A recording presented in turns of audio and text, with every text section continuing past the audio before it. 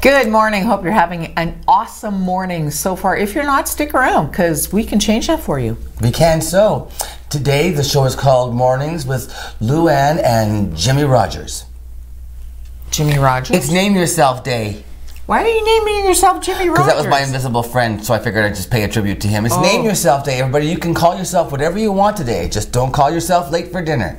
You can name yourself first name, middle name, or last name. It's a thing. How unusual National to think Name that Yourself Tim would have an imaginary friend, right? I had, because I didn't have any real ones. I had Jimmy Rogers? His name was Jimmy Rogers, and he did all the bad things. Like, I was a biter when I was a child. And so if I bit my sister Michaela and left a mark on her and she'd go to my mother and say... You outgrew that, right? Talk to Keith. So she would go and say, Tim bit me. And then my mother would say, did you bite your sister? I said, it wasn't me, it was Jimmy Rogers. He did all the bad things. I created Jimmy Rogers. Now why Jimmy Rogers, do you know? I don't know. I was little. It was just a name I made up. So it's Name Yourself Day. Come up with the clip. Look at, there you go, April the 9th, National Name Yourself Day. I don't make this stuff up, people. I would be Genevieve. Listen to you, fancy pants smell you. Genevieve Boursier. Boursier. Good son? Boursier? Boursier is a purse-er. Oh, Boursier. No, Boursier. She'd be Genevieve Boursier. No, it's my maiden name, you pickle. What's your maiden name? Boursier. Boursier? Yeah. What's that mean? It's a purse-er. A purser? Yeah. Like somebody who works on a ship? Hi, I'm your purser. I'll take your luggage to your room. Something like that. Oh. Yeah. That's your Genevieve. Where do you get Genevieve from? It's just a name you like? I just love that name. There you go. Welcome to Then Mornings. I'd have to be classy so it wouldn't fit. Welcome to Mornings with Genevieve and Jimmy.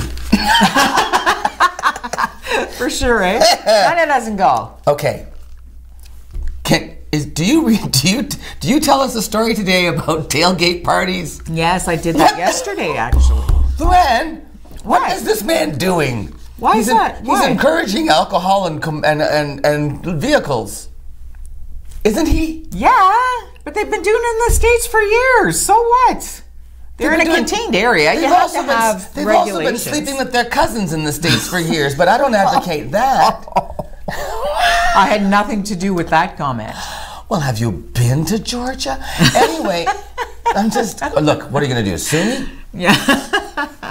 Have fun with that. All those people in Georgia watching us right now. Yeah, seriously. And it's not even Georgia's not the worst. So you don't like tailgating and the whole idea of it? Okay. There has to be rules. Like once you're on the property, you have to stay on the property. You can only have maybe a certain amount of alcohol. You need still to be of age. You need to be smart enough to be able to run a barbecue. Like it's not a free-for-all, you know. Oh, you don't like it at all? Really? I just think we're going in the wrong direction. If we're trying to denormalize alcohol consumption when there's vehicles and stuff involved, anything that encourages people to drink more is not a good thing, Luann. Oh, push off. Oh, see, here we go. Drinking's good. What? Well, have a good time at your tailgate party in Espanoodles. So you're not going to come and visit then? What? You're not going to come and visit at my tailgate party? Listen, okay, so there's the tailgate party that I went to in Florida. It's called a tailgate party, but it's not really. It was like a fundraising event where they just happened to be outside. And it was a party where you had to decorate your vehicle. Yeah, that's tailgating. No, tailgating is when you just have a six-pack and you put down the thing in your trunk and you sit there and you drink. That's cheap tailgating. If you're a serious tailgater... You decorate? You decorate the car. You put your team's colors on. Teams? Yeah. You're at a sporting event. You're not just tailgating on the corner. So you're going to leave your car at the sporting event after you've been there, or you have a designated driver? Yeah. See, I don't know. Buck-a-beer, tailgate parties, I just think we're going in the wrong direction for the health of our community. Really? That kind of surprises me. I used to think you were fun. You could... Don't think... Luann, yes. Listen. Listen what? You know how we feel about outer space. I'm changing the subject. Oh my God, we so feel about outer space. She and I speak for the two of us. Yes. We don't think it's a great idea to spend a whole whack ton of money on going to Mars when we've got things on this planet that need to be dealt with. Yeah, like, I don't know, clean water on reserves. There's, you know, like, let's go and spend $1 bazillion getting to Mars to realize that Mars. it's She meant Mars. Mars, thank you. She speaks for a living. I do. And it's inhabitable. So let's spend some more money to go and see just how uninhabitable it is. Once again. See? Like, really? But you know what? Feed babies who are dying of starvation. Get rid of the mold at Cat Lake. I'm just, you know, Rwanda, 800,000 people were killed. Let's go to Mars, though. Let's wreck that one, too. Plastic in the ocean, killing creatures. Whales Floating have 40 islands, pounds. floating islands of waste, and we're going to Mars. Let's go to Mars. But now here's something that I discovered this is kind of interesting. And this was done with telescopes, so we're not going there. This is okay, we're just looking at it. We're looking at it, and it's the black holes. I know! Not the black hills of Calcutta, the black holes. The black holes? Now, a black hole happens when a star collapses, like it dies. And it Okay. sucks. Okay, so a black hole. Scientists are set to release the very first ever photograph of a black hole. Really? Yeah. There's a press release tomorrow morning at 9 a.m. Do you have to wear sunglasses to look at it? No, but you know what? It's here.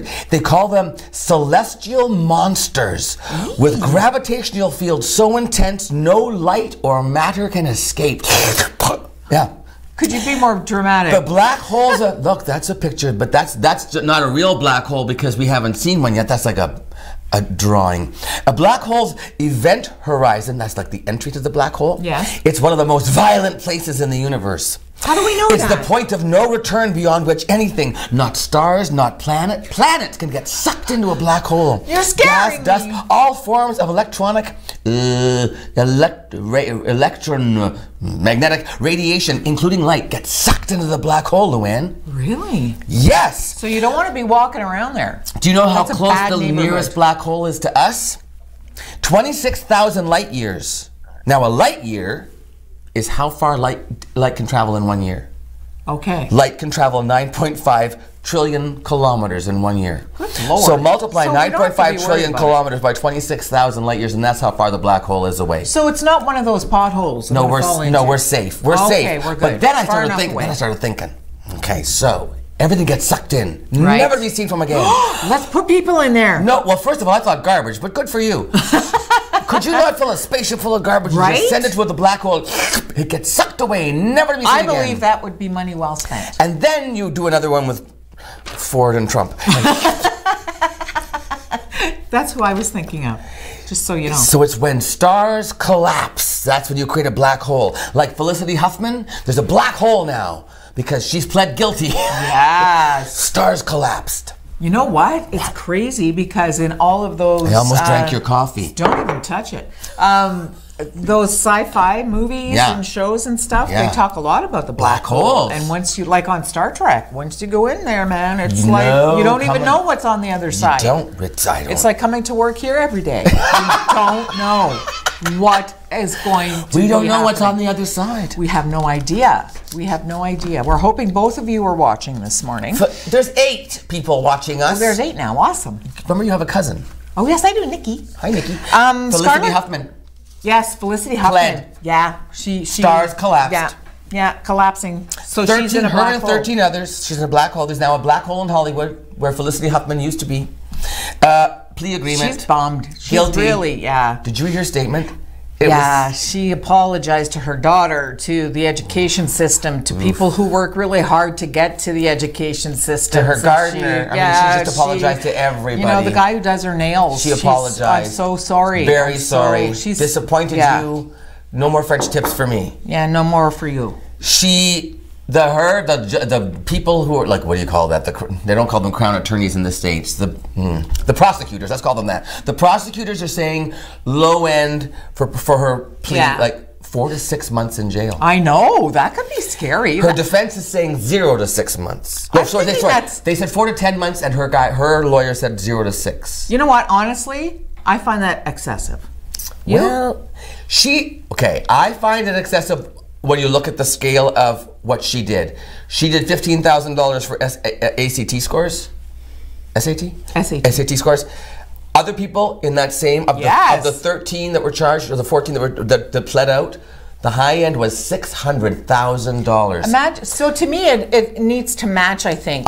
To the degree of. Take those $600,000 guys, slam them in the clink for 10 months. You know what? And then throw them in the black hole. And throw them in the black hole. Yeah. Hope there's a university over there, buddy.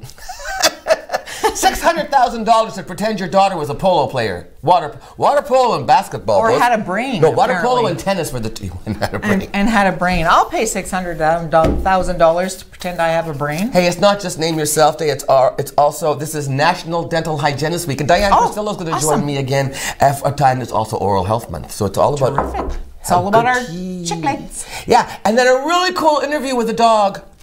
You want to see a talking dog? Don't go anywhere. We have it all on Mornings with Luann and Tim.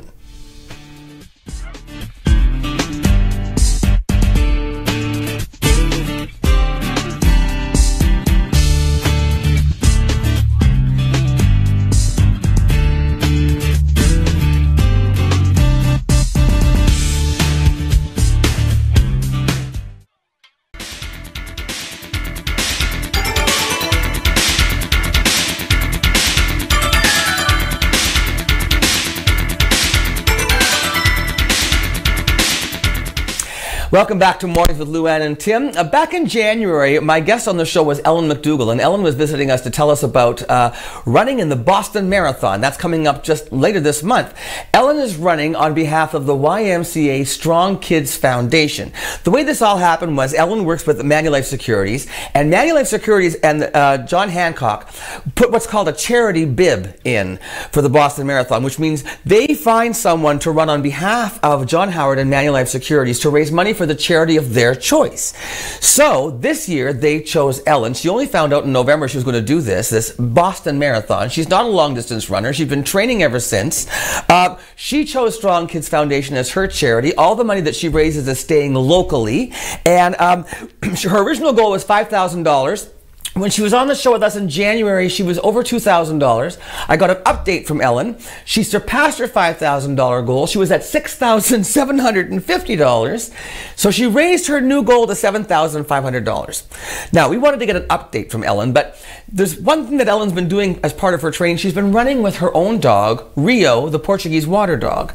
And so we thought it might be interesting to get Rio's perspective on how things are going with the training with Ellen. So joining me now is Rio, the running dog, and I'd like to ask you, Rio, how is the training going with Ellen? Hi, Tim. I am so excited to be on your show. So, for those of you that don't know me, my name is Rio, and I've become Rio the runner. So, I'm a Portuguese water dog, and as far as the training goes, here's the story. So, being a Portuguese water dog, I really like water, but the last few months I have found myself becoming a runner. So now I'm Rio the runner. Maybe some of you have seen my videos because I'm kind of popular. I'm out and about and people stop me and they talk to me because they like my suit and they like to talk to me. But the training is going like this. We run about 4 times a week. And we run various lengths, and I usually run with my mom. Sometimes I don't, but most of the time I do, and I'm really getting in good shape. I don't know if you happen to notice my red running suit that I have on. It's pretty sleek, and I'm pretty fast in it. But not only that, I am getting in really good shape underneath it. I wish you could see on my muscles, but they're kind of covered up, so you can't really see them. But some people have told me that it makes my head look big. What do you think? But anyway, the training's going great, and we're having fun, and we've just got a couple more weeks to go before the big day. So we're sure going to give the whole thing all we got, and we're just going to keep on running. Well, Rio, I think you look great in your outfit, and I don't think your head looks too big. Now, I'd like to know, though, about Ellen. Is she difficult to motivate? Difficult to train, not too much, because a lot of Sunday mornings this winter I was trying to sleep in and lay around like a dog should do. But no, I had to get up and go running with my mom. So all that snow and all that ice and all that cold, we were out there while most people were sitting at home having a coffee and a croissant, but not us. We were pounding the ice. So we've been really diligent with the training because we really want to try to do our best, and it's a really long way, Tim. It's 26.2 miles. Well, now, when actually is the marathon, Rio, and will you be traveling to Boston with Ellen? So the Boston Marathon is in Boston, of course, and it's on April 15th. But here's the sad thing, Tim. I can't go because I didn't renew my passport. No, just kidding. They don't allow dogs, and as much as I'm my mom's training buddy, I'm still a dog, so I'm gonna hold down the fort at home. But she's gonna put a picture of me on her hat, so I'll be with her, and I know I'll be with her in spirit and in her heart, 'cause she loves me, Tim. Well, I can understand why, Rio. Now, we know that Ellen is running in support of the YMCA Strong Kids Foundation. I'm just wondering how is the fundraising aspect of the marathon going? I am so glad you asked me about the Strong Kids campaign, because that's really what it's all about. And I am happy to say, holy cannoli, we are so close to $7,000. We are over the moon with how much money we've raised. But here's the thing. We really want to get to $7,500 or even more if we can, because every dollar that we raise stays local, and it helps the kids. It helps the kids of the YMCA program so they can participate in the camps and the programs, and it helps subsidize their entry fee for all the kids that can't afford to go. They get to go, so we get so excited that we've raised so much money. So we're really hoping that we can get some more money for the kids, because it's all for the kids, Tim. Absolutely, I understand that. So you want to raise more money, so it's obviously we can still pledge, Ellen, is that right, Rio? Well, I'm so glad you asked that too, because of course you can still pledge.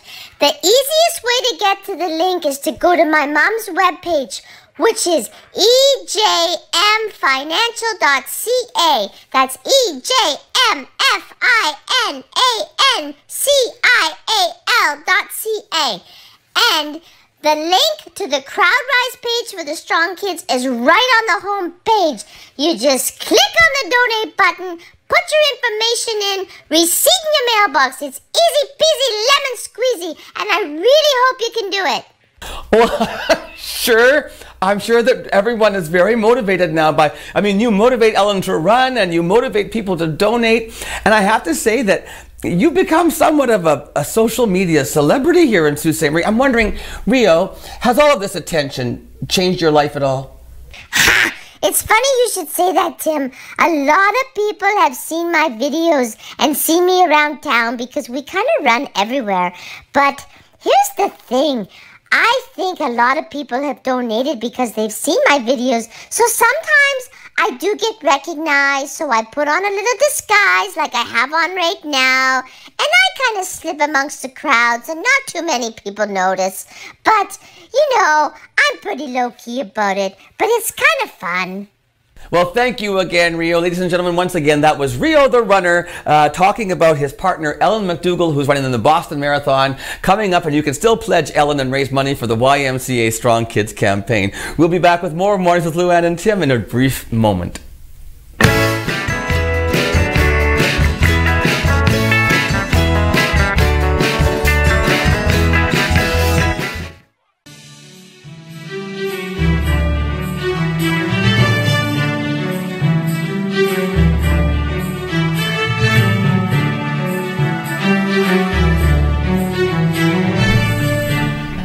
I tell you, you got to give it up for Ellen McDougall. I mean, training to run for 23 miles, flying down to Boston, doing the marathon, and all to raise money for local children so they can attend YMCA programming. Motivated by that dog. That dog, I know. Isn't that a hoot? Thanks, Ellen, and thanks, Rio, again for that And please donate. And please donate. It's a great cause. Kids that can't afford to go to the Y, this helps them attend. So it's wonderful. Yeah, it is, absolutely. Yeah. Scarlett Johansson. I know her. Yes, beautiful, beautiful actress. Oh, look, there she, oh my gosh. Yeah. Look at, Alex is swooning behind the camera. She's lovely. Well, apparently she was on Jimmy Kimmel. Okay. Night before last, if not last night.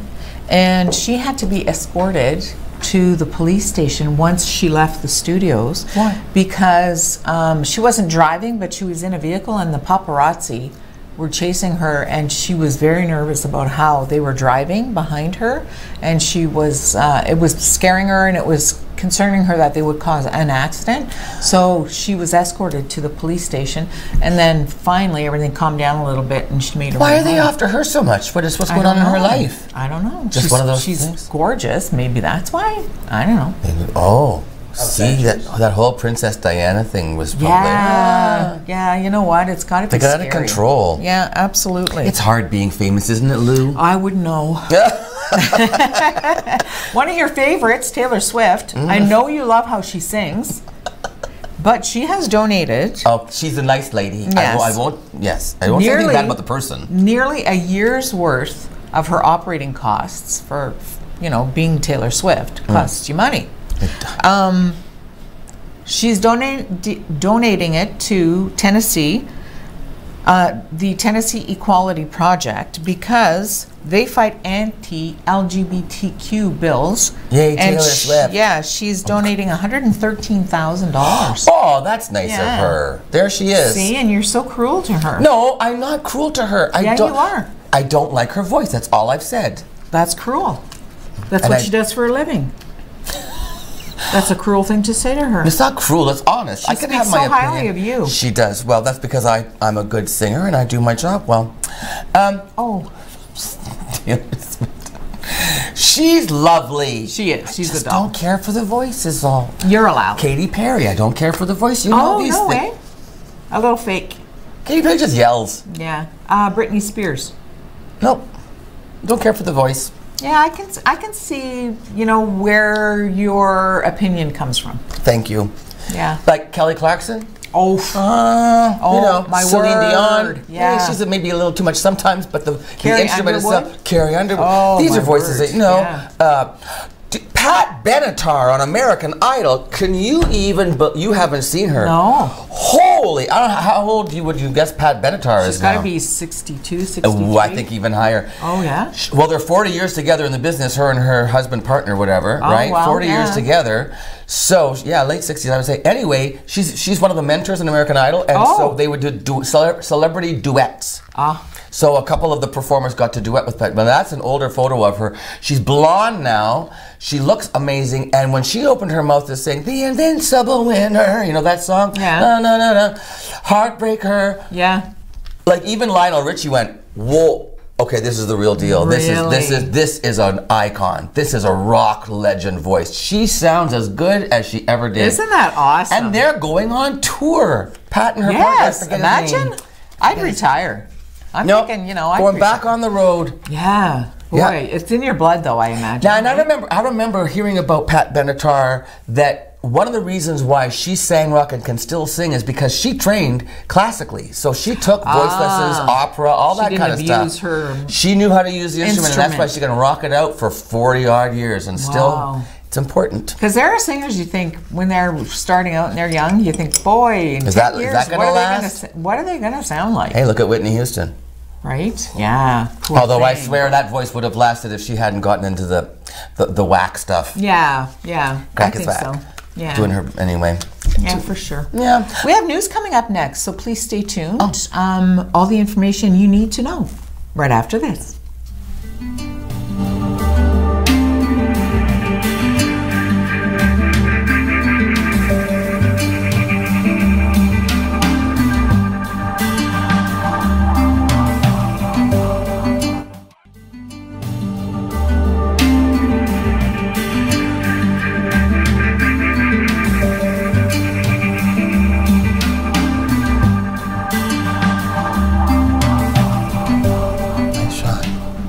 So excited to be back. You have a story that he's been talking about all morning, so I'm really curious about it. Okay, so have you ever gotten in the wrong car by accident?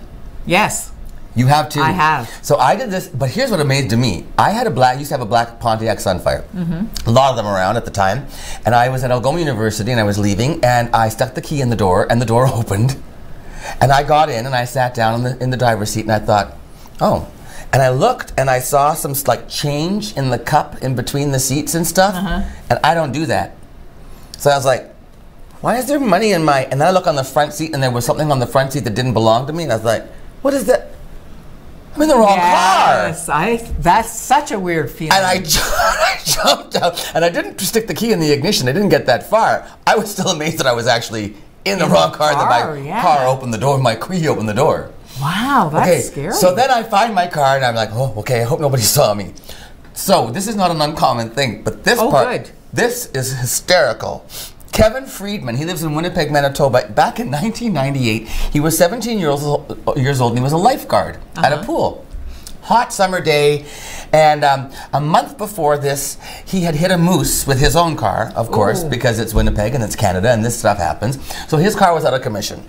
So, but he decides that, and he has a parking ticket he has to pay from when he was driving his car. Plus, it's also, he's gonna go get Slurpees for his co-workers. Oh. He's like, so a co-worker says, you can borrow my car. So it's the light-colored Ford Taurus. Here's the key in the parking lot. It's like, okay, of the Civic Center where the pool was and everything in Winnipeg. Okay, so the guy goes out. Oh, that's him right there. Look, that's Kevin Friedman. So he goes out to the car, 1998, bear in mind, 17 years old. He goes out and he finds this Ford Taurus in the parking lot, windows down, unlocked, gets in. Had a hard time getting it started, but it started. Oh! He drove to the police station to pay for his ticket. And of course, when he got there, being a good person borrowing his co-worker's car, he locked the door, went inside, discovered that he couldn't pay that parking ticket at this particular place. He had to go somewhere else. Goes back to the car and he can't get the door open again. He's having he's having a hard time getting the door open. Not again, because the first time it wasn't locked. Anyway, some police officers come out, they're like, I own a Ford Taurus too, and sometimes these locks are tricky, man. You know, because it's his friend's car. He said, it's my friend's car and I don't want to force it. No, it's okay. 10 minutes, he and the cops jiggling the key, they get the door open. He gets in, he goes to start it again, it's having a hard time. He's like, oh, the last time I did this, I had a hard time. I put the seatbelt on and it worked. So maybe you have to have your seatbelt on to start the car. Struggles, seatbelt goes on, still didn't start. Finally, he gets it going. Okay, goes back to work, leaves the car, and I guess the co-worker wasn't around, whatever, so he just left the keys or something, and then whatever, he didn't see the person for the rest of that day, but he felt really badly because he thought that he might have really messed up something with the ignition and everything, because it wasn't. So then he comes to work, he goes to leave work and he sees the Ford Taurus still in the parking lot. He's like, oh no, I really did. I messed up my co-worker's car. Oh no, he's thinking he broke it. He goes home to bed and he's thinking, I have to apologize. So the next day he goes into work and he says to his co-worker, I'm so sorry. I messed up your ignition, didn't I? She says, what are you talking about? He said, well, your car, I saw your car, I had to stay here last night. You left it in the parking lot. She's like, I drove my car home. That's when he realized he had taken the wrong car. Then he finds out, 20 minutes after he left on his little run for the errands and stuff, a woman came to look for her Ford Taurus and it was gone. She called the police and reported it stolen. They came. She didn't know her license plate number. She just went home. And the next day the police went to investigate again and her car was sitting there in the lot. No forced entry, no nothing, everything was fine. They thought that she was kooky. She's calling the police station my car is to report her car stolen and her car is there. It wasn't until he brought it back. That's what I mean. Yeah. So it was there. Oh, how weird is that? And the police go the next day and there's her car. And so now that's 1998.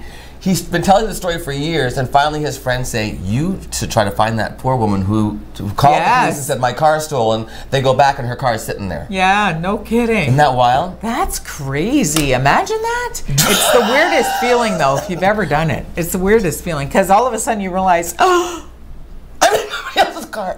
He was driving it around town. Oh, well. Anyway, so I did say at the beginning of the show, it's Oral Health Month and National Dental Hygienist Week. So Diane Cristillo from Cambrian Dental Center is here for our next interview, and this is going to be really interesting. Oh, good. She's got some things to say. I never thought about this angle. Stay tuned.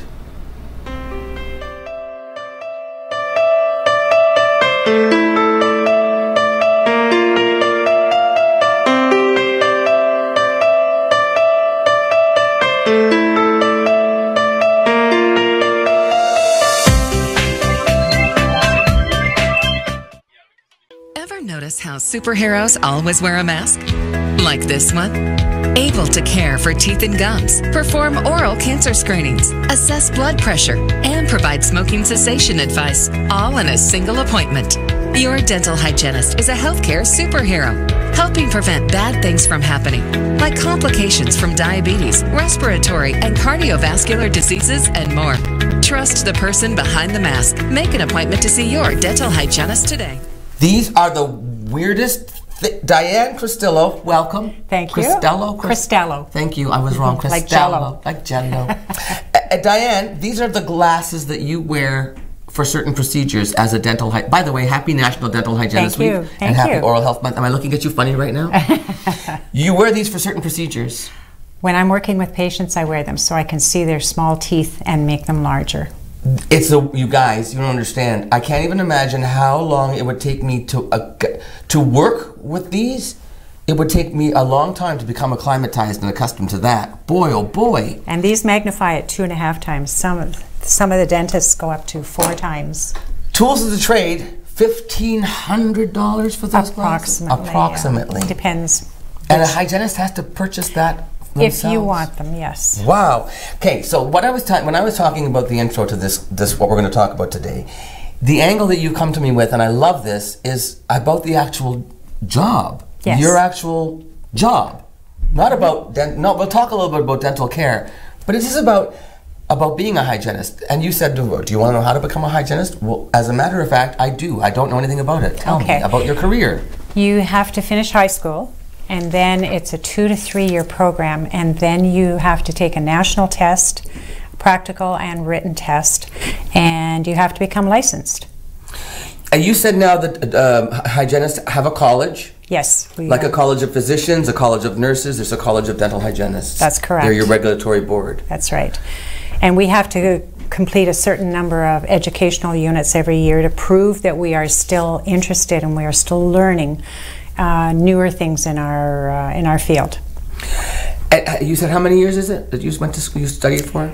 I did 2. Now it's getting to 3. 3, okay. Mm-hmm. And there are different levels of certification and qualifications, is that correct? Some hygienists are qualified to do more things than other hygienists, is that true? Yes, if they take additional training, they can do temporary restorations, for instance, in a nursing home or in an office where the dentist is not there at the time, or say working up north if someone has a problem, then a temporary can be put in. And self-initiated is another term that you use with me that describes sort of a level of qualification, right? Yes, sometimes hygienists can work on their own without a dentist. Yes.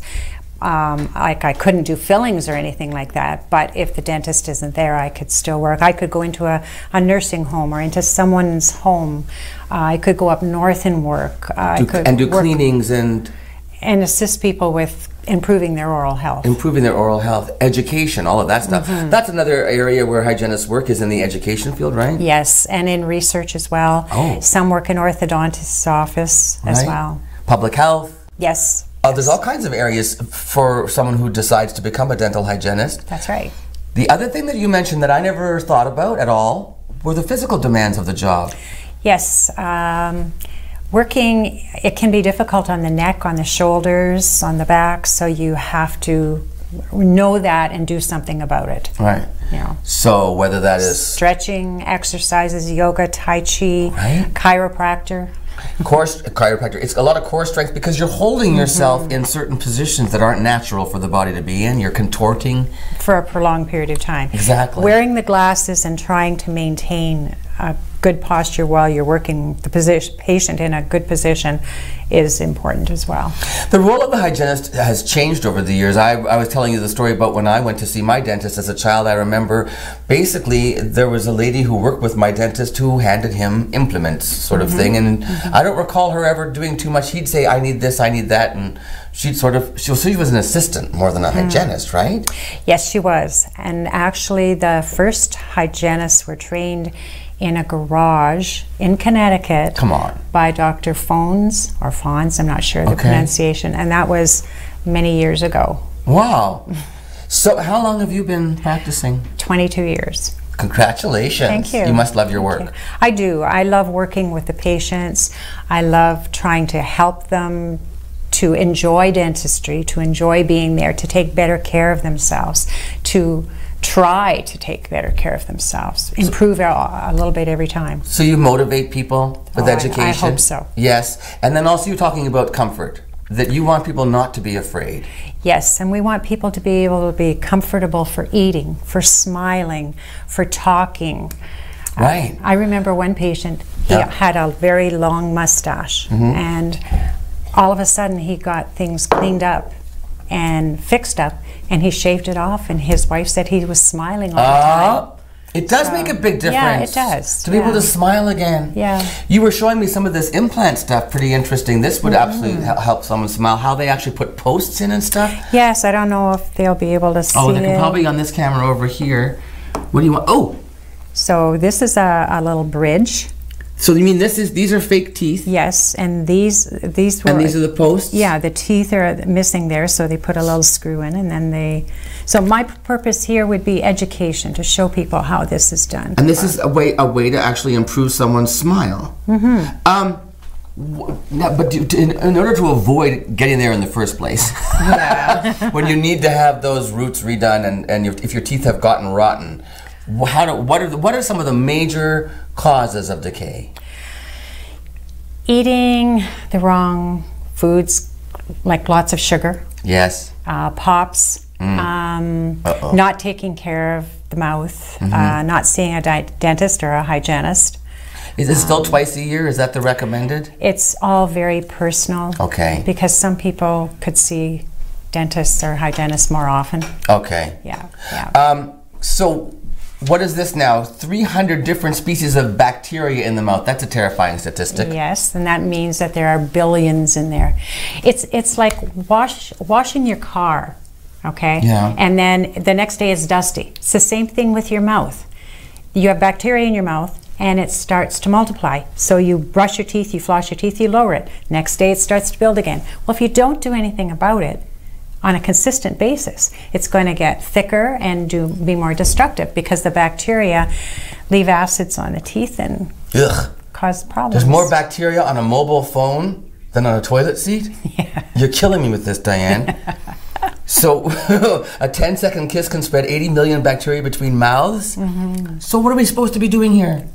Keeping it clean. Taking care of it. We have about 30 seconds left. Okay. So let's get serious about what are we doing with these. Okay, this is a tongue scraper. Yeah, oh yes! That always feels so good. Yeah, because your tongue has bacteria on it too. Scrape it. This is a flosser for people who don't like to put their hands in their mouth. Great tool. Yeah. This helps massage the gums. Do that. That stops you from getting receding gum lines. No, it will help to keep your tissues healthy at that point. It keeps the blood flowing into your gum. That's important. And don't do drugs. Don't do drugs, because this can happen to your mouth. This is a tooth on drugs. Oh my God. This is what the drugs can do to a teeth. Rot them away. And acid. Yes. Like you talked about. Your mouth is safe at a certain level, at about 5 pH. Okay. And then if you get into acidic foods, pops, juices, even pickles, and don't combat it to move it back to a safe zone, then you end up with decay. Thank you for being here again. You're welcome. Come back again. Well, Diane Cristillo from Cambrian Dental Center, and it is National Dental Hygienist Week. Thank you for all that you do, and we'll be right back to say goodbye with Luann. Thank you. This. Bye.